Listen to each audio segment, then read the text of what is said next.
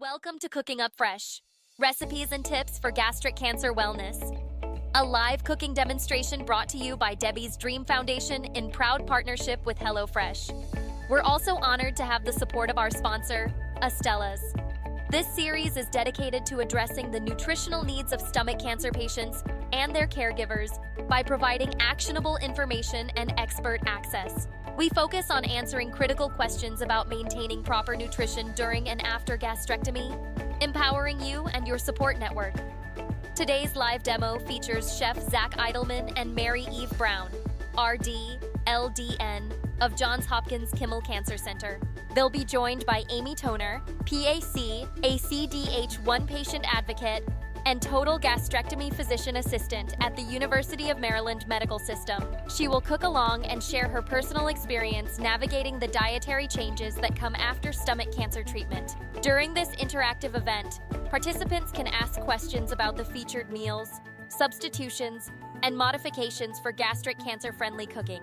Together, Chef Zach and Mary Eve will explore ingredients and preparation techniques that support both nutrition and recovery. Today, we'll be cooking garlicky shrimp couscous bowls and honey Dijon pecan chicken. All registrants who signed up by June 3rd received a complimentary HelloFresh meal kit delivered right to their door to cook along during the event. We hope you enjoy this inspiring and interactive culinary experience. Be sure to join us for our upcoming cooking demos on September 11th and December 7th, 2026, and take a step toward nutritional empowerment on your wellness journey.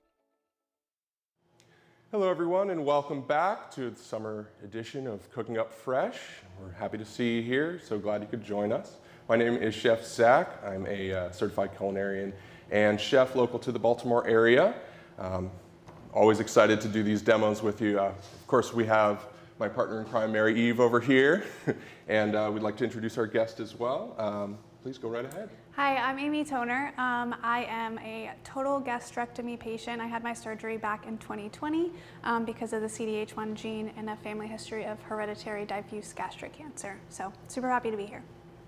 We're happy to have you. Yeah, great. I'm Mary Eve. I'm a registered licensed dietitian nutritionist. I'm also board certified in oncology. Please give us your questions. We're happy to invite everybody to join in. And so far we have Washington State, California, Illinois, North Carolina, Wisconsin, and Albania. Albania, all right, we've gone international. Awesome. So we always like to, in these demos, start with what takes the longest, and we'll get to that in just a second. We're going to start with a little bit of knife work, Amy and I are. Outside of that, today what we'll be having is a couple of the entrees provided to us by HelloFresh. We have a honey Dijon pecan chicken, and, excuse me, and we also have a garlicky shrimp and couscous with broccoli. So we'll go ahead and get started with that here. As I said, we do always start with what takes the longest. We're going to roast these potatoes off first in the oven before adding the chicken. The meal kit from HelloFresh comes with this very handy little oven-safe tin, and so we're going to cook everything together. One-pot meals, as you might have in your experience, very, very easy on the cleanup side, so that always makes the intimidation factor of the meal a little less. So we'll go ahead and start dicing these potatoes. I'll give one to you, and I'll just do a quick demo. First and foremost, we always go over knife safety, or I always like to. So you have here at the end of your knife, we call it the bolster. You're going to actually, instead of holding the handle like many think, you're actually going to hold between your finger and your thumb, forefinger and your thumb, right here on the spine. And that gives you the most control. That way you don't risk as much cutting yourself. We're going to take the potato. We're going to cut it right in half. We're going to cut it in half lengthwise and then horizontally. So we're going to do that for all these potatoes. And then we're actually going to put them right in this pan. We have New Jersey with us now. Yay. Welcome in, New Jersey. Amy, do you like to cook? I love to cook. Oh, awesome. I love to cook. I also love to bake, which I don't know is great for me as a gastrectomy patient, but my family and friends and coworkers like it. So that's awesome. Bring it to the people. Yeah, I bring it to work and they can eat it. June of 2020, so actually exactly 6 years ago, 2 weeks ago. So, wow. Yeah. In a pandemic. In a pandemic. Wow. Yeah, it was very quiet in the hospital. Yeah, nobody could come in. No, Oh, yeah, I guess it was that very makes quiet. sense, No one yeah. could come in. Nope. I was going to say it might have been a little extra stressful, but hopefully. Actually not. It was. No. Yeah. It was peaceful, actually. the which whole is place to people yourself. find that surprising, but you know. So we're going to toss these in a little bit of oil. and seasoning. What's your oil of choice today, Zach? Today we just have a nice neutral canola. It's a blend, so it has just 10% olive oil for some flavor, but the key there is with a neutral oil like canola, you're going to have a better time in terms of the smoke point, and it's not going to break down as quickly. The other could be maybe avocado. Oh, absolutely. Grapeseed. Avocado, grapeseed, yep. Definitely some options there. Avocado is what I have in my kitchen, so I always cook with that. And I do definitely encourage folks at home to blend their oils. You know, sometimes you just see the bottle at the store, great, and you buy it, but what you can do, because, for example, of the cost of avocado oil, you can blend it with canola or what have you.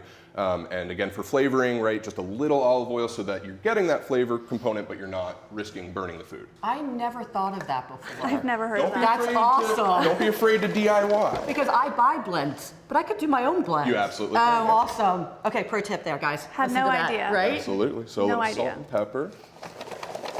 I also didn't know you are supposed to hold the knife like that. Yep. So. Yes, that's. Yep. I always really do recommend if you have a little time to yourself, folks at home. YouTube has a lot of great resources in terms of basic culinary technique, and it is the difference between going to the ER before dinner ends and enjoying your dinner. At least if you go to the ER, you're keeping people in work though, so that's true. good. That's true. Definitely true. We talk about a sharp knife is a safer knife. Yes, exactly. The sharper, the better. And so I get mine sharpened at my farmer's market every year. Oh, that's There cool. was a guy who comes. But then I bought a stone because I thought the steel was how you do it. I thought that's yes, what I and had. It's not. So we've talked about this in the past. So It's the that is stone. actually, that technique is called honing. So what honing is for a knife, essentially, well, just very briefly, when you sharpen a knife, right when it's sharpened, you have these sort of jagged little microscopically jagged edges. When you take that steel, that sort of long steel instrument, and you are rubbing it against, it's magnetized, and it's taking those edges and aligning them so that it is very truly sharp. So you can actually get away with, for a little while, just honing it, but eventually you're honing a dull knife. So it is important that you either outsource your sharpening or get into, you mentioned getting some sharpening stones. A stone. Those are fun to play around with. There's a couple different kinds. Some use oil, some use soak in water so that they have that available for you. Basically, you're reducing the friction so that you can get that nice sharpen. Huh.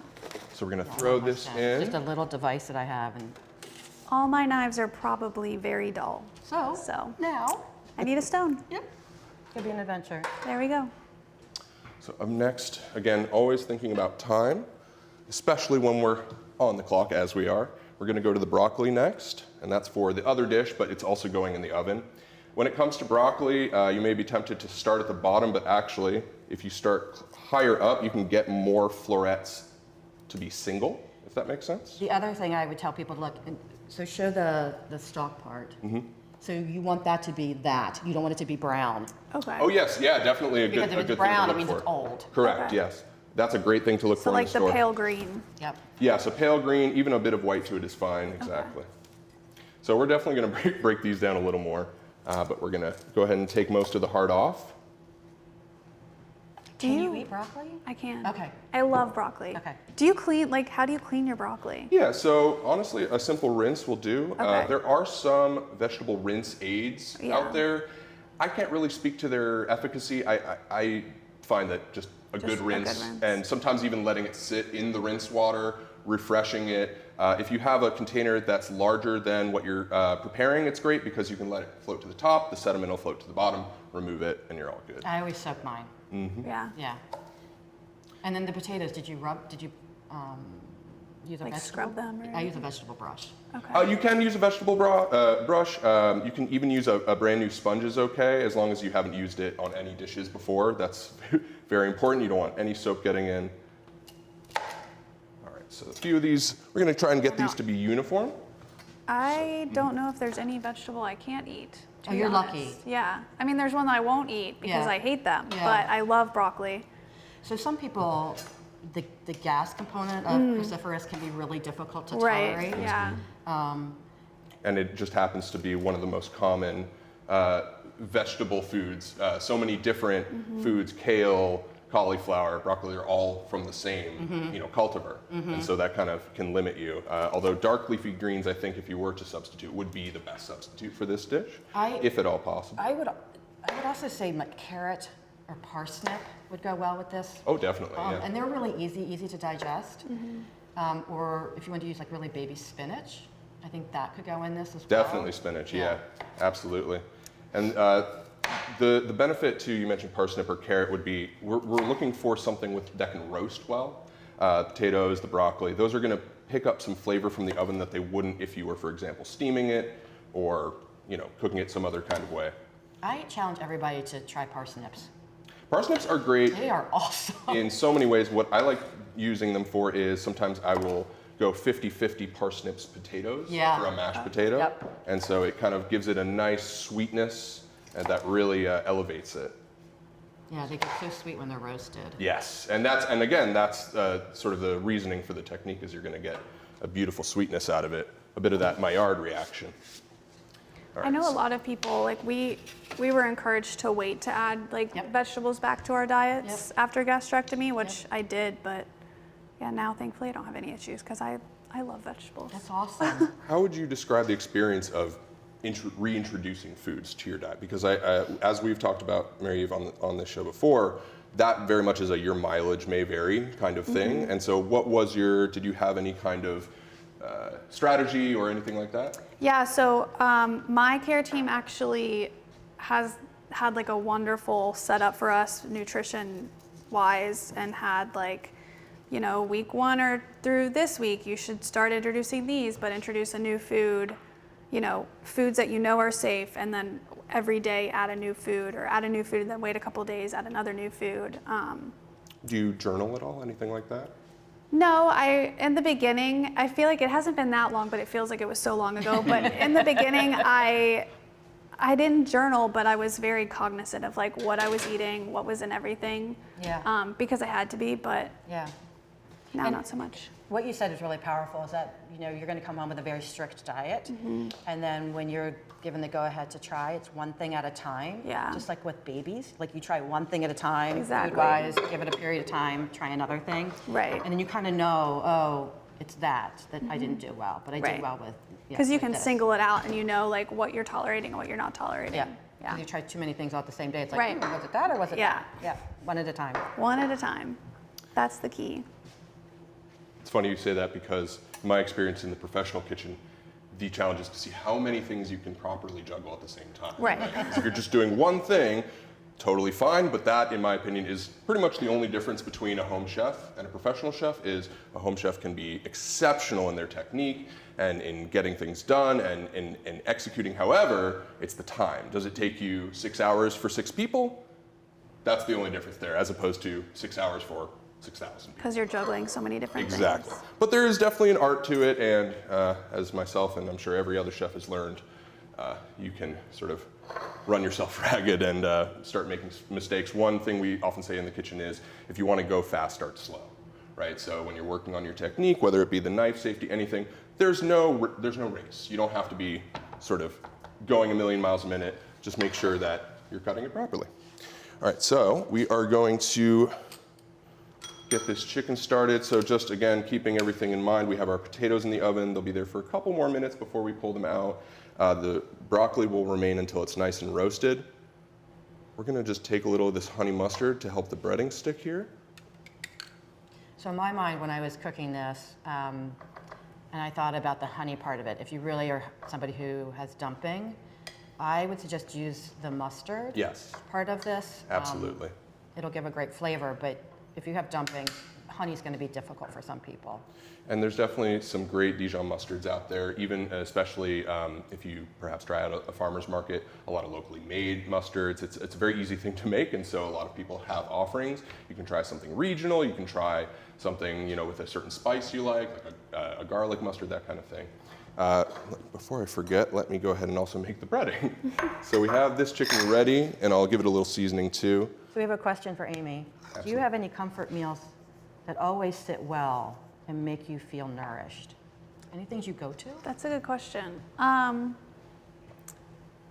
have a couple, I guess. Like I meal prep at home for the week, sorry. So I have some basics. Like one of them that I like to do, I always do a protein and then probably a veggie, and like usually I'll do like rice or a potato, but if I do rice, I'll do like rice pilaf and make it with like chicken stock or something. But But I really like an Italian chicken sausage, I think is really good. And I'll do I'll cut that up and saute that on the stove or in the air, or put it in the air fryer.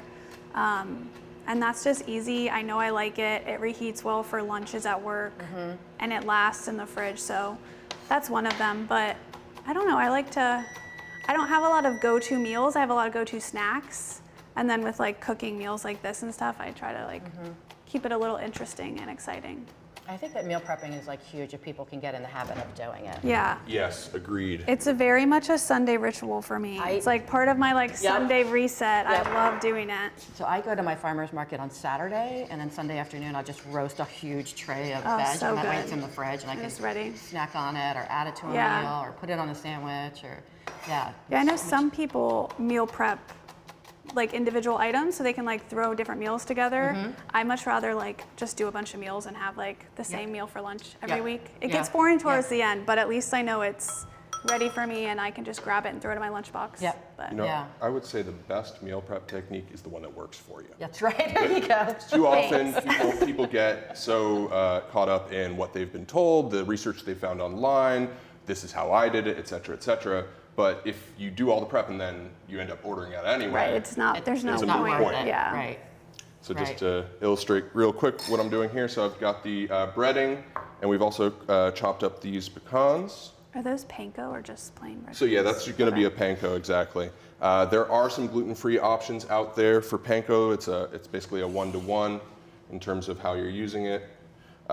Mary, I know before the show we were also talking about for people with sensitivity to nuts. There are some other options. Really what you're going for is the texture. So for example, if you looked at corn flakes, or I know they often sell dried chickpeas, and you crush those up, that would add that kind of extra crunch that you're looking for without the nuts. Or perhaps just another kind of nut as well. That really would be, again, to your liking. So after we chatted, and when I was cooking this last night, I just left the pecans out, and it still was a delicious dish. So panko is magic. It really is. And typically when you're using panko, you're going to deep fry it. However, in this case, we're going to have it in the oven. As the chicken is cooking, the juices from the chicken are going to interact with the panko and the nuts and make it a nice crust, a nice golden crust. I like the cornflake idea too. Oh yeah. Yeah, cornflakes are really good in breading. I'm going to ask a really silly question. Is panko rice? No. No, so panko is a fascinating product. Basically, what it is in Japan they've developed a technique where they take bread and bake it in in a proprietary oven where no crust forms. So it's just the inside of the bread. And then they pulverize it into breading. Fascinating. Yes, it's one of the most incredible pieces of kitchen technology. I know, right? So I was just thinking about this, in that they do have gluten-free breadcrumbs. So if you have somebody who has a wheat allergy or is celiac, this dish can totally work, because you can just get the ones that are gluten-free. And even the gluten-free options are very affordable. In general, it's a very easy product to acquire in most grocery stores. What was that? This is the seasoning blend that came with the HelloFresh meal. Okay. So I have a question, and it looks like I have developed a peanut allergy. Peanuts are cross-contaminants with peaches, an allergy I developed about 2 years ago. Is it possible to develop allergies post-gastrectomy? Is it age? Just the way it is? I'm okay with dairy, but I drink Fairlife. This is the question. I don't know if you can develop a peanut allergy moving forward, but I think that's possible. I don't know if it's an age-related problem. And I love Fairlife because it's high protein, low sugar, and lactose-free. I know a lot of people do say after gastrectomy they have a hard time with dairy, so maybe that could be part of the issue, maybe? Because the lactose is a sugar. And so if you're going to have dumping, you can also dump with the dairy because of the lactose. That's why Fairlife is better. Fairlife is better. Not that we're endorsing it. But if they want to send me some protein shakes, I will accept them. You won't say no. I will not say no. My patients do really well with it during treatment. And Fairlife is good. We did Premier Protein, which I also love. And it's funny, some people that went to the same place that I did for surgery are like, I can't even look at a Premier Protein shake anymore. I'm like, really? Because I still drink them 6 years later. I love them. They might have been doing so much of that Yeah. and not feeling well maybe, and then it's like, I don't want to do that anymore. Yeah. And that's also a big component, right? Is this sort of the psychological component of eating is even if it technically isn't hurting you, maybe you've overdone it, maybe you ate too big of a portion even of it one time, and then all of a sudden your mind's going to associate it. And really, same as trying it out for gastric distress or anything like that, it's just going to boil down to maybe try it again later, maybe sort of titrate back up to it, maybe just a tiny piece of it along with the rest of your meal. Yeah, I had a patient last week, and she had done a lot of stuff early on that weren't really appropriate and didn't feel well with it, and now she's like months out, and I'm trying to encourage her to go back. She's like, it was such an awful experience. Yeah. It was awful, it was awful, it was awful. I'm like, okay, I get it. But just keep it in your mind. Maybe in a year from now, retry it again. Or even a couple weeks too. Like I had this really interesting experience shortly after surgery. I really wanted to try pizza for the first time, which isn't the best food for me to eat, but I felt really terrible eating it, and I was like, okay, let me go like take a few moments away from the table, and then I got myself together, sat back down at the table, and kept trying. And I think that was kind of like, honestly, a really big key to my success and why I've done well, you know, shortly after surgery and then long term, is because I was like, I like food, I want to keep liking food and enjoying food, and like, got to get past the fact that it maybe didn't go well at the beginning and just try again. And sometimes it goes well the second or third time, sometimes it doesn't. Yeah. You just got to keep trying and see what happens. And we've talked about the same thing, is that not all people are the same. Not all surgeries are the same, not all people are the same, and what worked for somebody may not work for somebody else. Right. Absolutely. And that's the most interesting thing about like CDH1 and having it be hereditary for me, is that I have a lot of family members who don't have stomachs, and like they cannot eat certain things that I can chow down on with no problem. So it's Within your own family. Yeah. Wow. My dad, literally, he cannot eat onions or look at onions, but I love onions. Yeah, I know We talked about onions. I love onions, and I've told our friends at home on the show many times, like, yeah, you know, just throw a few more onions. And Mary Eve's like, I don't know. we might want to hold off. I want to think about that. They're good though. So we're gonna take, so we've got our chicken in here, so we've breaded it, just kind of nestled it in with the potatoes as per the instructions. It's, so again, a nice one pot deal. We're gonna bring it right back to the oven, and this is gonna go in for about 15 to 20. So, and just for reference, we're at 425 on the ovens. Nothing wrong with having it up high to start, although always monitor, also nothing wrong with turning it down a little bit. When you're looking for that crust, once you achieve it, but you feel you want to cook it a little more, absolutely just turn that down. And then that way you're still getting a bit of heat to it, but not that high heat that's going to start to burn the food. I used my meat thermometer a lot last night when I was doing it. So you Yeah. want to get above 165. Correct, yes. For chicken, it's always 165. Again, YouTube and online, there's some great resources in terms of food safety for different temperatures, for example.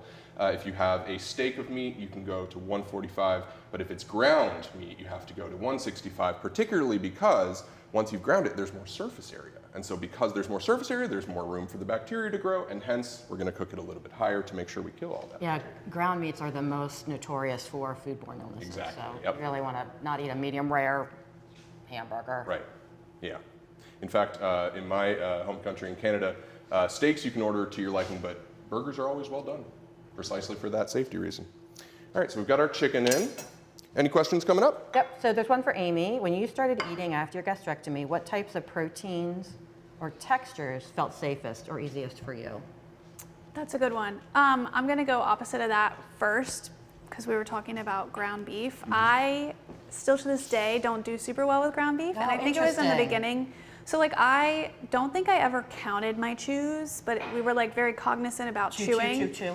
And there's something about the texture of ground beef, and like I don't know if it was the fat in it or something, but the texture did not sit well with me, so that kind of like put me off of ground beef for a while. Interesting. So specifically burgers, like I can do like ground beef in like tacos or a pasta or something like that, and that's fine. But to eat a burger, there's something about it. But I love like a really like rotisserie chicken, like something that's like soft. Chicken's just easy for me. Ground chicken, ground turkey. The chicken fish? sausage. I do salmon sometimes. Okay. Yeah. Okay. Eggs? I do eggs all the time. Okay. I stay like, because I meal prep, like, and I don't like reheating seafood, Yeah, no. The same I way. don't. It's only good I know, fresh. it's only I don't good do a lot the of one time. seafood, but like if I do salmon, I'll just like cut the pieces off and just like cook one piece a day. But if I'm feeling lazy, I usually just do like a chicken or something like that. But I also tell my patients like in treatment and soon after, eat the protein first. Because Yes. that's the guy you need the most. yeah. So if I've got room for something, it's going to be the protein first, and then whatever else I can get in, after that. And that was kind of like hammered into my brain with like my care team is like every time you're eating something, there has to be protein in it. Yep. So like every single snack. So like if I'm eating berries, I'm eating cheese. If I'm eating apples, I have peanut butter. I always have nuts. Always have to have protein. Yep, Because yep. it slows transit down and you're not. Absolutely, Yeah. Dumping. absolutely, yep. And that's going to make a big difference in terms of the experience, like we talked about, of getting put off by a certain ingredient. If you can combine it, maybe that'll keep you interested Yeah. in it. So we have a question, Zach. Yeah. If someone doesn't eat seafood, what protein would you recommend instead of the shrimp in our next dish that cooks quickly and works with these flavors? Well, it might be a bit cliche, but if we were to go with chicken, it would be a nice substitute. Obviously, way far away from the flavor profile. Now, in terms of it cooking quickly, we can solve for what you might think, well, chicken breast doesn't cook very quickly. We can cut it up into small pieces, about the same size as the shrimp, and it actually will cook in about Oh, the that's a same great amount of time. point. That's Yeah. an awesome point. So that'll help also in terms of, again, you're going to get something that's not as intimidating, that kind of thing. What's it called when you have a chicken breast and you kind of like cut it in half and you open it up, it looks like a heart? You butterfly. Butterfly. Okay. I do that sometimes too because it's thinner and it cooks faster. Absolutely, yep. Definitely a great technique. For steaks as well. So if you take a filet and you butterfly, it's going to cook a lot faster. It's one of the longest steaks to cook in my experience is a filet, just because it's all lean muscle. Yeah. And so there's no Very low fat fat. on the inside to help kind of cook it from the inside out. I would think tofu would go in this if you wanted to do a vegetarian Absolutely. because tofu is going to take on the flavor of whatever else you're cooking with. So I think the tofu would go, and again, chop it up, small-ish, so that it all cooks, along with. Yeah, unfortunately, nothing's going to cook quite as quickly as shrimp or I lobster. know, I Shellfish know. in general are probably the fastest cooking meat out there, or protein out there. So let's check on these. So I threw the green beans in the microwave here, as again per the instructions. These meals from HelloFresh are really straightforward, very easy to make, not intimidating at all. I'm just going to check. The bowl's a little hot, but I've got the chef hand, so I'll be the guinea pig here. They're still a little firm, so we're going to put them back in. That was 2 minutes in, so I'm going to put it in for about a minute more, and we'll keep checking. What I really recommend when it comes to dark green leafy greens, anything like that, if you overcook them, sometimes some of the greenness will leach out, and you start to, it just looks off, right? Especially with green beans. They start to turn almost a little brown, and the green sort of fades, and by then, you know that the phytochemicals have pretty much evaporated away from the dish, so it's kind of... Yeah, overly cooked things can be easier to digest, but they may have less nutrition in them depending on how long you cook them. And so I took the green beans, instead of putting them in the microwave, I just put them in the same pan and cooked it all together, so they were more like a roasted green bean. Oh, absolutely. Instead of a steamed green bean. Yeah, that's definitely a great choice too. Again, the oven will always lend some flavor, and also with everything commingling, all those flavors are going to start to mix together and add, so the green beans will get essentially seasoned by the chicken, by the potatoes. So just doing a few cuts here. We've got the garlic, parsley for our other dish, for the shrimp and couscous. So I have a question. What are signs that food is too fibrous or too dense for someone early in recovery? And how can they adjust the recipe like these? So I think of fibrous as, so the stalk of the broccoli, I think of that as fibrous. Yes. I don't think of the florets as fibrous.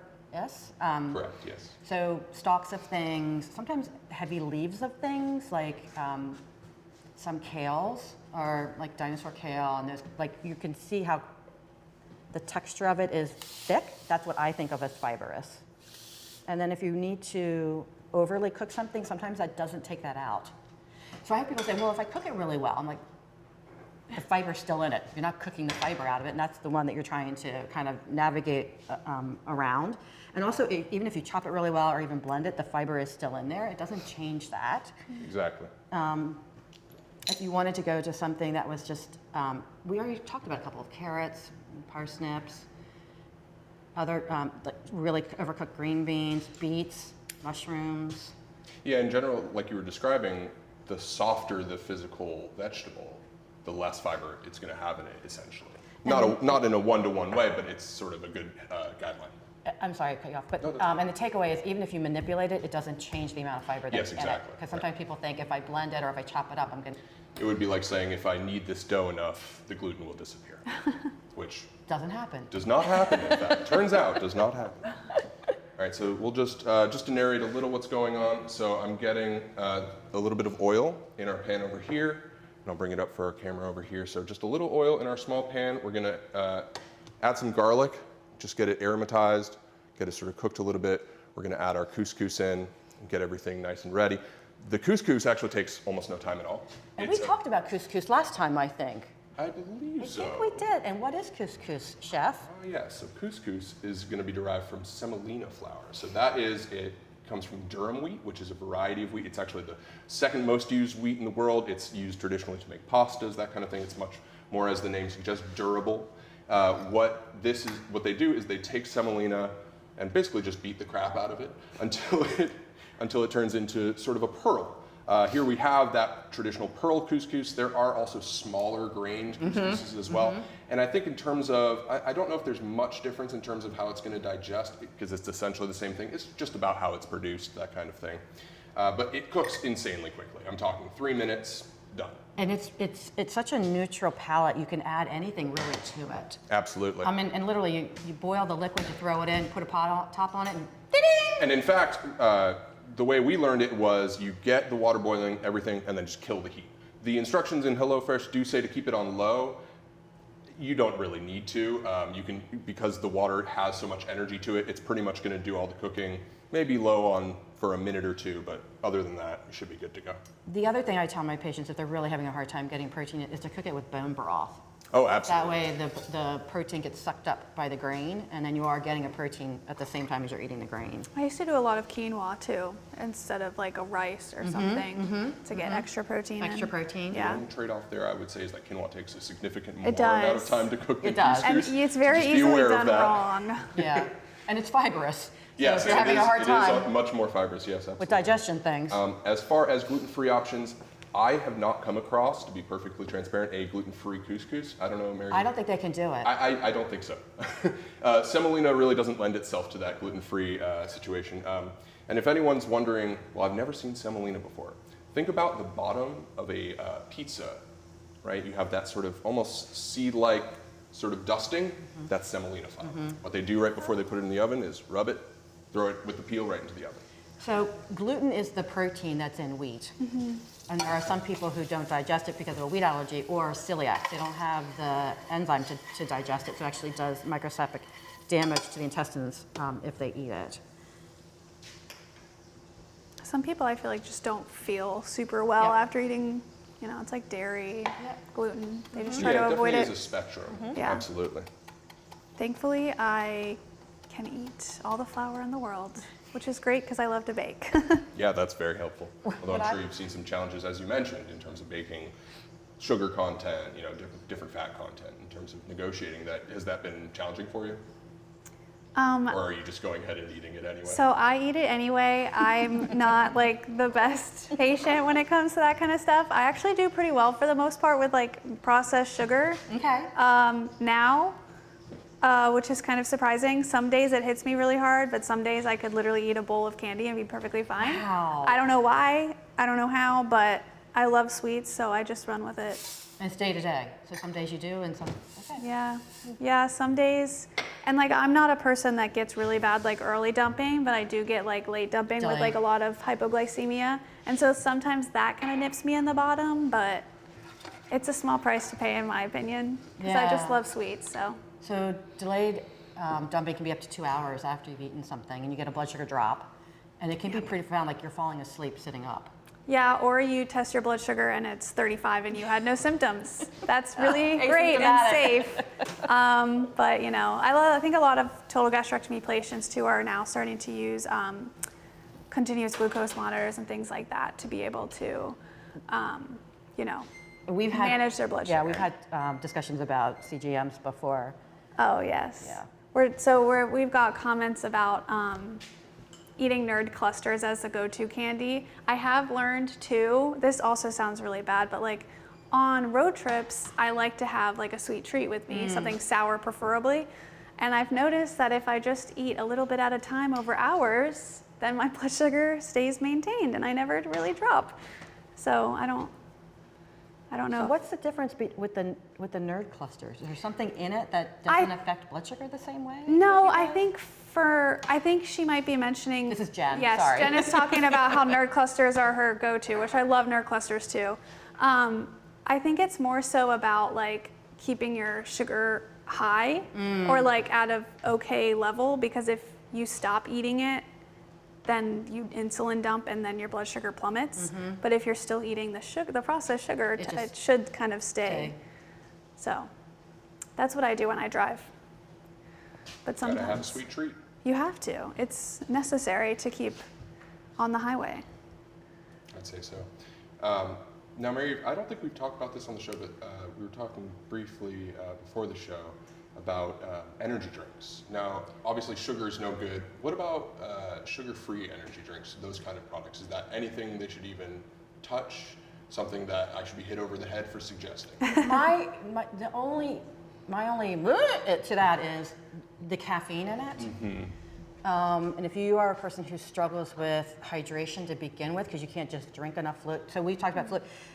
Hydration is super duper important for all of us, and it's really easy to figure out. You take your body weight, divide that by 2.2, that's your kilos. It's your kilos in ounces. So if you're a 70 kilo person, you need 70 ounces of fluid every day. And some of my patients have a really hard time. They just can't hold the amount of fluid that they need. There's not enough time in the day to get it all in. And if I'm doing something that's really high in caffeine, that's a dehydrator. So I caution people who are having problems with hydration to stay away from really high caffeine products. Amy, what's your thought about I don't know if you're gonna like my answer. Of course I will like it. So I drink a lot of caffeine. So going back to kind of like the way that my care team handled this from a nutritional standpoint. So I didn't drink coffee, and I'm a huge coffee lover. I didn't drink coffee for probably like 6 months after surgery. And I think that was most of the reason. And then additionally I don't remember how long it was, but we were encouraged not to drink fluids while we were eating. Correct. To wait 30 minutes before, Yep, 30 minutes after to drink, which actually ended up being very difficult. Like I would be sitting at the kitchen table, I'm so thirsty. And it's just so you don't fill your, not your stomach, your insides up with fluid, and then also you can't. it pushes through. When you drink and eat at the same time, And then the you fluids can't eat push. anything. Yeah, push it through. I now do just fine with caffeine. I am known to have an energy drink every once in a while. I don't drink enough water, I will admit that. But I do okay with plain water, thankfully. I know a lot of people don't. They can't, yeah. But one of my biggest things that I tell people is like the little sugar-free Mios, or like sugar-free like Crystal Light flavors to add to your water, or sugar-free liquid IV has been a game changer, because that way you at least get some flavor, so you're not super bored from drinking plain water, and you're getting electrolytes. And for some people, just having that, or even some lemon juice in their water, helps them actually be able to drink the water and not feel like you're swallowing a golf ball, which is so weird how that happens and why we feel that way. But Yeah. such is life, I guess. Well, and it can be if you have a total, your esophagus now is attached to your small bowel, and that's the body's an amazing thing that it adjusts. But in the beginning, it's like everything's like, oh, I don't think I do well with that, because I just feel really full and bloated, and water can just be like icky. But putting a flavoring in it makes it more appealing. Yeah. Yeah. Or just skip the water and drink energy drinks. I'm gonna not comment. Don't do that. Or again, a happy medium. There's no rule against blending. The mini So you do a little of the Mio, Yeah, there you a little go. of the energy drink, or I know some of them are also like sort of preloaded with caffeine, if you see what I'm saying. Yeah. And so just a little of this one, a little of that, and reducing the overall load of the caffeine, but maybe helping yourself stay Or awake get on the road. the little like 7.5 ounce ones instead of the full size ones. Exactly. And don't drink them every day. There we go. Everything Compromise. in moderation. There was a question about the shrimp. Are we at the shrimp? Yes, we are Okay, at the shrimp. can you talk about how you know shrimp is done, and how can you avoid overcooking it? Because that's a common Yes, that is problem. a common occurrence. So the shrimp is going to change color. It's going to go from what you see right now is going to be a very sort of pale, almost translucent look to it. You've got the light coming through it. As it cooks, it's going to go ahead and have this effect of like almost totally white.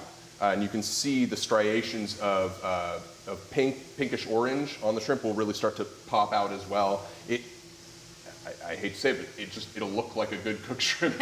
In terms of avoiding overcooking it, you want to stop right when it's there. Right when you're like, oh, it's ready, take it off, because one factor of cooking any protein is going to be the carryover effect. So when you take, this happens actually not just with proteins, with anything that you're cooking, when you take it out of the oven, take it off of the stove, it's going to continue cooking. And so you want to kind of estimate, and you get better at it as you continue cooking, but you want to estimate, well, let's see, this chicken is, like we talked about, 165. When you take it out, it's going to still climb almost to about 170. If you have much more of a preference for well-cooked chicken, you might see 165 and say, I'm going to give it 5 more minutes, right? But in terms of shrimp, there is no undercooked shrimp, of course, and so once it's cooked, boom, it's done. I mean, I'm looking at it right now, I'd say we'll see, if you're looking at your screen, you'll see that it's already starting to get white on some of the shrimp. That translucent is disappearing. It's really just magic. Most shellfish is going to take no time at all. We're going to hit this with a little seasoning. So we started with some neutral oil. I'm going to add a little butter for flavor. And this is just about half a tablespoon. Yeah, these are actually almost done. Incredible. A little salt, pepper. I think texture, I know for me, was like a huge deal, and I think a lot of people would probably echo that. I think it has to do with like the fact that in the very beginning we like focus a lot on chewing. So we've got the food in our mouth for a really long time, and you're like, the texture has to be right. So like with something like shrimp, I actually stay away from it a little bit because I think it's really easy to like overcook it, and then it's like rubbery, more dense and rubbery, and but if it's cooked right, it's really great. And that is one of the hallmarks of overcooked shrimp too. It's rubbery. Just for reference, is it's rubbery. So you might have It's the just same had. with scallops though, right? It is.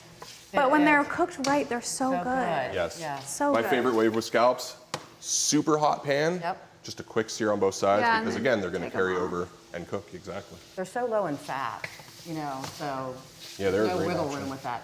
When something has more fat in it, you have more wiggle room. And folks at home, forgive me if I'm wrong, but I believe it's also going to be a different allergen than the shellfish, because as I understand it, there are 2 types of shellfish allergies. There's mollusk and crustacean. Okay. So if you're getting something from a bivalve, it's actually going to be one type, and if you're getting it from an exoskeleton type creature, it's going to be the other type. So you might explore, or at least speak with your medical team about maybe if you want to try something seafood, but you can't do shrimp, like our guest who was asking earlier, maybe try scallops, right? Or that kind of thing. So I guess there's a bunch of chatter about sugar spikes and hydration. So Nancy says when she eats protein and sugar, she does okay. Gretchen says she drinks Gator Light for hydration and has no sugar spikes. Yeah. Everybody's different. Yeah, Gator Lights are good. I don't love them because they taste too salty to me. So I like it's whatever floats your boat, whatever you do well with. Like you were saying before, like everyone's so different. So I think that's one of the hardest things with like partial and total gastrectomy is, we all get online and we have like these support groups, and I think people can get discouraged because they'll see like either somebody doing super well with something that they can't handle, or someone shares like a negative experience, and you just have to realize like everyone's totally different, and something might work for you but not work for me, and vice versa, and that's totally fine. But you just have to like keep trying, investigate things, see what works for you, and just kind of go with it. Yeah. It's going to be so different for everybody.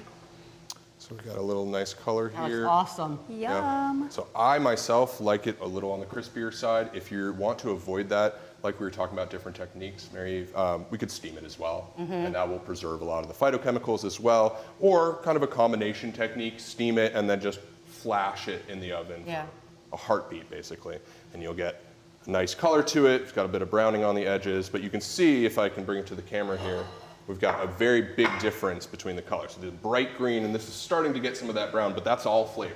Yep. And I have people say, oh, I don't like vegetables. And I'm like, have you tried changing how you cook them? Absolutely. Because a lot of times, if it's a person of my age or older, everything was boiled to death. Yeah. And then I'm like, I'm not eating that, that's gross. But if you tried a different cooking method, you might find that you really enjoy them. Yeah, I might have to try spinach again, because I know in my childhood, we did like boiled spinach, and it would just like be on a plate, like in a lump, and I'm like, slimy. It doesn't sound too I might have to try it again, but Yeah, I'm a big proponent of that as well. Every ingredient has infinite ways to be cooked. And so when it comes to onions, broccoli, anything really, when you're working on it in terms of how it feels to you, again, try each iteration, right? Maybe you prefer it steamed. Maybe you only like it when it's out of the oven because it has just a way to kind of go down better. But that, again, your mileage may vary. So Amy, looking at these two dishes, which component would have been easiest for you early on, and which would have needed to be modified of these two, of the chicken, that's a good question. the shrimp, the couscous, the potato? Early on, I probably wouldn't have done the couscous. I stayed away from pasta for a long time, and then when I reintroduced it, I did more of like the protein pasta. Yep, I love the protein pastas. Because I feel like the pasta, like anything carby like pasta or breads or anything like that, it like fills me up and then I can't get the protein in. I just don't, I like to get enough protein. So probably would have done like a quinoa or just not done the couscous. I probably would have steamed both the veggies. And then other than that, I think maybe only the shrimp, like I would have been very particular about the texture of the shrimp. Sure. I would have been like careful of that, but I would have done the chicken for sure. Yeah. So not too many modifications, but. Yeah, if you guys haven't tried the protein pastas, try them. They're so good. They're so good. They're so good. And they're going to get the macros that you're looking for, but you still sort of get that familiarity of the pasta. And they, taste-wise, texture-wise, They're good. They're awesome. They're wonderful. They're awesome. A lot of really awesome work has been done in this space of alternative diets. You know, growing up as a kid in the 90s, vegan, gluten-free, these things didn't really exist on the main marketplace. But now, fortunately, it's a lot more common, and it gives patients, caregivers, a lot more opportunities. You don't have to go to a specialty store. You can go just right to your local grocery store. Yep. And there's so many different brands too, and like you can get the protein pasta in all different types of pastas, like shapes and stuff. So it's really good. Some of them are chickpea, some of them are pea. Yeah. Those are the ones I find, the lentil. So Yeah, the pea protein I've heard in particular is very easy to digest. it's really easy. And we've talked about this before, is that sometimes if I have to have a nutritional drink and I really need to go more plant-based, I use the pea protein ones. Right. People can digest them pretty Oh, easily. I never tried those. Yeah. So just for the folks at home, we were talking about how quickly shrimp cooks. It's done. It's actually perhaps even a little overdone, but in general, it's perfect. I killed the heat a few minutes ago, so it's just kind of simmering in its own juices and in the butter. And also, to take a look here, couscous is done too. We're looking good. Nice and fast, just the way I like it. Yes. Under 30 minutes for a meal is going to be very unintimidating. How's our chicken doing? Chicken's doing good. I just checked it a bit ago. It's starting to get some nice color to it. I'm thinking. And you cooked it on the top rack. Yes. Is that what it said in the instructions? So it says for the potatoes, do it in there, although I'm doing it because the way that the convection flows, it's best for the browning effect. Okay. But again, similarly to turning it down, you can also play around with what shelf you're putting in the oven. If you're going for an overall cook, the middle is always the best. But if you want a nice brown, let's say it's all the way done, but as with ours, I'm like, the crust isn't quite there. Just put it up top, maybe even turn the heat up again, and you're good to go. Convection ovens are fantastic. It just means that there's an air circulation. So it's like its own air fryer. So if you have to replace your oven, convection is the way to go. Oh yes. And you mentioned an air fryer. Is that what you have? I love mine. No, I have an air fryer. Air fryer. I love my air fryer. Air fryers really are just a solution from the commercial kitchen to the home kitchen without the big price tag, right? Yeah. Because every commercial kitchen is going to have convection ovens. It's the quickest way and the most uniform way to cook the foods. But at home, not everyone has 20 grand to drop on a new oven. And so the air fryer is the perfect happy medium where you have a countertop version.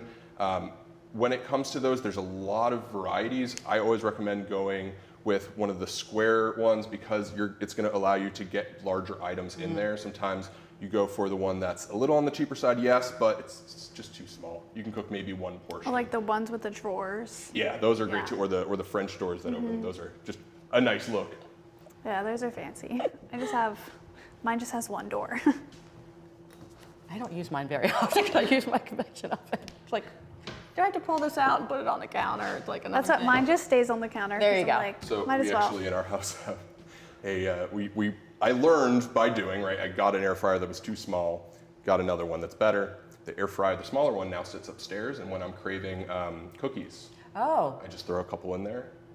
It's a little midnight Okay, snack. so this is a good point because I No one said you have to- your confession. no one said you have to throw away your old appliance. You don't, but also great tip is if you're a baker like me and you like to have sweets, I prep cookie dough and roll it out and then freeze the balls in the freezer. And then I have like a bag of cookie dough and then I just pop 1 or 2 in the oven. I have a fresh hot cookie whenever I want. So. I never would have put it in an air fryer though. Would you Oh, yeah. put it in your air fryer? No, but I have been known to put like an Uncrustable in the air fryer before. Oh, that's a Oh, great wow. option. I actually It's enjoy doing that too, delicious. And there's peanut butter, so there's protein. Okay. There's not. It's mostly sugar. So in the most technical sense, it's sugar. not really frying it per se. It's just sort of roasting it, right? If we're talking about traditional techniques, but in essence, it is kind of doing the same thing. Well, and right? then it's like toasty, and the peanut butter on the inside's like nice and warm and melty. It's so good. Oh yeah. I've heard of doing cookies in the microwave. They're like soft. Yeah. Like a soft cookie. Yeah, in the microwave. I've Oh. never tried that. I'm nervous to say to recommend it. I don't know how that would go, but there's always room for experimentation. Next time I'll try it. I'll let Try you it. know. Yeah. So we're just kind of assembling here. Again, this one is super easy. We've got the broccoli, we've got our couscous on the bottom, and you'll see that the couscous has expanded. That's kind of just like rice or pasta. The benefit is you only need about maybe half a cup, more than enough. And again, the HelloFresh, they are bountiful. I mean, Oh yeah. the serving size I find to be more than just 2 servings. Yeah, I will give them credit. They definitely Especially if you skim don't that. have a stomach. Right. Yeah, So that doesn't well, have to, definitely, like, yeah. it could be a quarter of that amount Right. if we needed to go there. And I've ordered it before for 2 people, I think. And it like lasts me a long time. Yep. Long time. I agree. Which is super nice. I love the dishes, Zach. You do such a good job with making everything so pretty. Your wife is so lucky.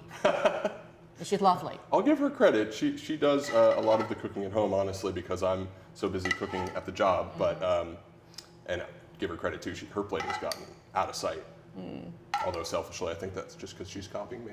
But I was like, 1970, like the colors. Yeah. So that sort of image in your head, they call it Nouvelle Cuisine. That's that sort of. They took a step away from the super heavy dishes of the early 20th century. They took one step forward to make it look a little more modern. Yeah. And in the kitchen, we call it 369 plating. Some people call it blue plate plating, where you have 1 item, 2 item, 3 item, right? Okay. 1 at 3 o'clock, 1 at 6 o'clock, 1 at 9 o'clock. Fascinating. So, and 6 o'clock being closest to you, that's where the meat goes. When Yeah. you're leaving a table for a guest, you always make sure the meat's facing. Fascinating. I always move mine around. Oh, make sure I get the I put the vegetable first. Well, in this new world, a lot of people are talking about plant-forward diets. So that kind of blue plate special is sort of falling out of favor. Again, like with Nouvelle Cuisine, when it was in the sort of in fashion, it was what everyone was doing. But now a lot of people are going towards, instead of having one big hunk of steak, instead you're going to have cut up steak mixed in with a stir fry, right? Because you want a lot of those phytochemicals from the veggies. Even, of course, you want to hit your protein macros, but there are other macros to consider. So outside of this community that we're in, so we call it the plate method. You take your plate and you cut it in half. Half of the plate is veg. You take the other half, cut that in half, so a quarter some type of grain, and then some some type of protein. Which I think is the same thing that we just said in 2 different ways. Yeah, exactly. It's just the same idea, just approached from a different way. So the chicken is done. I did a little touch test. I would encourage using a thermometer I on think you chicken should at use home. a meat thermometer. I just benefit from years of Not testing having it out. feeling in your fingers. Yeah, exactly. No, it's that does happen after a while. One thing though that's beneficial is I'm touching this. You might say, "Oh, watch out!" Since it's an aluminum pan, It loses heat fast. Exactly. It loses heat almost instantaneously, and so it's actually not that hot. Give it a try, right? How is it? Yeah, he's right. It's actually not that hot. Okay. But if anyone is, I didn't think I got these. They're in your box in the bag of ingredients. I was like, I didn't get those in my box, but I did. But you did. Just didn't open I them. didn't open the bags yet. Yeah. And even if you aren't getting this in your package, when you're getting other packages from HelloFresh or even just ingredients from the grocery store, one-pot meals really are a saving effect in terms of that intimidation that I'm going to have to clean up so many dishes. No, you won't. It's all in one pot. So these potatoes have some nice color to them. One benefit to starting them first is the starch in them is going to break down a lot more slowly than other vegetables. Root vegetables in general are pretty sturdy, so they take some time in the oven. But you can always just test it, take your tongue, take your fork, and give it a little crush test. If it starts to crush, you're in business. So we're gonna have these. So we're sort of doing just a bed tucked up right next to the green beans. Do we have any questions coming up? Not right now. All right. No I think the worries. other important thing is when you're chopping things is to make them uniform in size. That way they all Yes. cook at the same time. 100%. I wasn't great with that last night, so some of the potatoes were under because I didn't take the time to cut them all universally the same size. Looks awesome. Right on top there. A couple more potatoes. Yeah, see, this is great. This is probably for 2 people, and that would probably be like 4 meals each. I for agree. me, so. I totally agree. And just take a little of that honey mustard and give it a little drizzle. Some people like to do some fancy stuff. I just do a nice little swoosh. Oh, I think that still looks pretty fancy. yeah. There we go. I think that's also important when somebody doesn't have a great appetite. If it looks pretty, Yeah. Oh, it's absolutely. so much like, okay, I can do that. Even though I don't really want to eat that, if it looks pretty, Yeah. I'm more likely to do it. One thing that like I struggled with for a while too, especially going out to eat, was I didn't want to like not finish my plate or whatever, but I got over that. I just take a box home with me every time I go out to eat, and I get leftovers. That's it. The other thing you can do is when you order, ask for a box, and you can automatically put half of it. Because sometimes So that if way you it's don't- looking this yeah. big, it's like not doing that. Yeah, it feels overwhelming. It's overwhelming. But and restaurant meals are generous. So if I can get the box at the beginning, put that aside, and then look at a plate that has a smaller amount on it, it's like, okay, I can do that. Yeah. I can do that. Also set aside the bread. I take a couple bites and I'm like, take it out of here. I can't look at it. I'm gonna eat it You say, all. don't bring that to the table. please." Yeah. Right. Yeah. Yeah. Yeah, that's one hard aspect of going out. I'm sure, obviously, I only have sort of the observer's experience, but in terms of just giant portions, endless bread, a lot is working against you when it comes to going out to eat when you have a kind of condition where you need to be monitoring.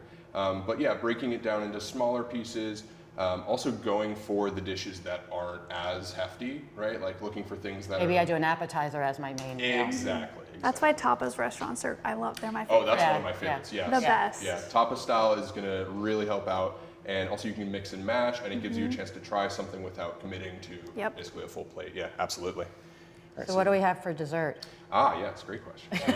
So we've got That's the our most options pretty important much. part. So this time of year, very hot, right? So we might look for something icy cool. One challenge when it comes to, for example, ice cream popsicles, that kind of cold effect, even like iced fruit juices, slushies, is it's a lot of liquid, right? And so you're gonna get full quickly, you're not really gonna get to enjoy all that much of it. Amy, you were talking about combining whatever you're eating with the protein as well. So what we're gonna have is our Greek yogurt, peach, and ginger popsicles. So it's gonna have that yogurt to help keep the flavor bound, and then that way it's gonna more slowly digest. For that one, we're gonna take some Greek yogurt, some peaches, and I've got this macerated ginger paste, very readily available at the store.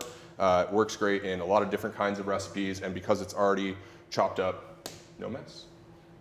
And I Grab had my yogurt. said to Zach that if you did have a dairy problem, there are a lot of dairy-free yogurts on the market. So look at those if you're Yeah, having a hard the time. coconut one, in my personal opinion, is one of the most one-to-one in terms of the texture. They do a great job.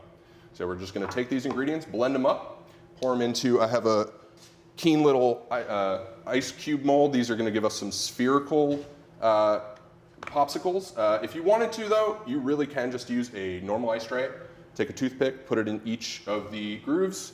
When it comes out in about, I'd say 3 to 6 hours, depending on your freezer, they'll be good to go. You might even consider, and I'll show you in a second, but you might even consider once they're frozen, taking them back out into the fridge, letting them soften up a little because they will be nice and hard. The yogurt is gonna bind with, there's also a little milk in there and it's gonna kind of on the surface at least. But even if you treat it like a popsicle and you just suck on it a little bit, it's gonna benefit. You're not gonna get quite as much liquid as you would, if that makes sense, with just a simple popsicle. So we'll get back to that. Also, I have this darling little funnel so cute. that came with the mold. We talked about peaches are really easy to digest. How do you do with fruit? Do you eat fruit? I do well with fruit, yeah. you? I do a lot of berries because I can just like pop them in my mouth. But yeah, I love fruit. So across the street from my house, we have wild black raspberries. Oh. And so before a pandemic, I could never get over there because all the people would pick all the things by the time I got home from the hospital. But I went over the other day and I picked a whole bunch of them and I brought them home. And my daughter goes, "How do you know those aren't poisonous?"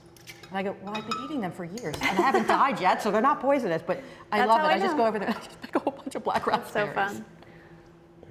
Growing up in Florida, there was a lot of different kinds of cultivars, fruit trees that can't grow up here, and so I miss a lot of them. Jackfruit, tamarind, all these different sort of Caribbean-style fruits, and it makes for a refreshing experience at the grocery store. Here, I kind of miss it. There's some of that, but it's either overpriced or that kind of thing. But all right, so we're wrapping up here. We'll just get this going. So it's Get a little bit of nice. milk, yogurt, peaches, Yeah, a little bit of milk ginger. just to help with the friction, a little ginger. You could probably do like cinnamon too if you didn't want the ginger. That's a great That's idea. that's going in there, an too. awesome- Oh. That helps with blood sugar control. So speaking of blood sugar, I knew that when I said it. What do you mean? So I am putting just a spot of honey in. You can definitely skip that though. Yeah. Just a touch of cinnamon. And then just blend that up and Yep. throw it in. Exactly. So we're gonna pour it right in those molds. It's nice too because it's a dessert. You don't have to turn the oven on. Oh, that's true. In the summer, my oven heats up my entire house. So. Yeah. I would think that banana would go really good in this. That's yeah. easy to digest. I don't do well with bananas. You don't? No. I do really well with berries though. Berries. Berries, apples, all that good stuff. So if you'd like to leave it a little coarser, that's totally fine. I'm just gonna show the technique real quick and then I'll show you the finished product. So if you don't have this, you can still try and just go into the mold. And again, this would be great for just a normal ice tray. So you're just gonna pour this in. I'm actually just gonna pour this in. So it's gonna fill up. And these are very easily available. I got this one from Walmart. Just gonna fill it up till it hits the top. But I loved your idea about using an ice tray. Oh, absolutely, yeah. Dollar store. I mean, when we were kids, we would just do that with fruit juice, and so that's just carrying over for me. Yep. Just use yogurt instead. This is going, oh, forgive me, one more step. Once these are full, you're gonna take a toothpick, and that'll be your handle. They also make like the popsicle makers that Oh, like, yeah. You're right. they're the same thing, but they have like the handle already there as well. We So this always is going right in use the that freezer. growing up. With like Kool-Aid or something like that. And through the TV magic, we're gonna have it the ready product. So I have it a couple different ways. We have it totally frozen, and I've had one in the fridge for about an hour to soften up. Awesome. Got our nice little pops here. They are really cute. Adorable, right? So, and again, that's just to your texture preference when it comes to if you're looking for something to really cool you down or you're really looking for that nice sort of mouthfeel from the yogurt. But there you have it, friends. We've got our really refreshing dessert for our summer rendition of our show. We've got our entrees here. As you saw, very easy to knock out. And yeah, as always, we love doing these. I know I do. Mary Eve, I know I always have a great time with you. Amy, thank you so much yeah, for really a coming. pleasure having you. So and fun. To the folks at home, we'll see you in September. Thank you so much for joining us. We look forward to it. Take Bye. care. Bye.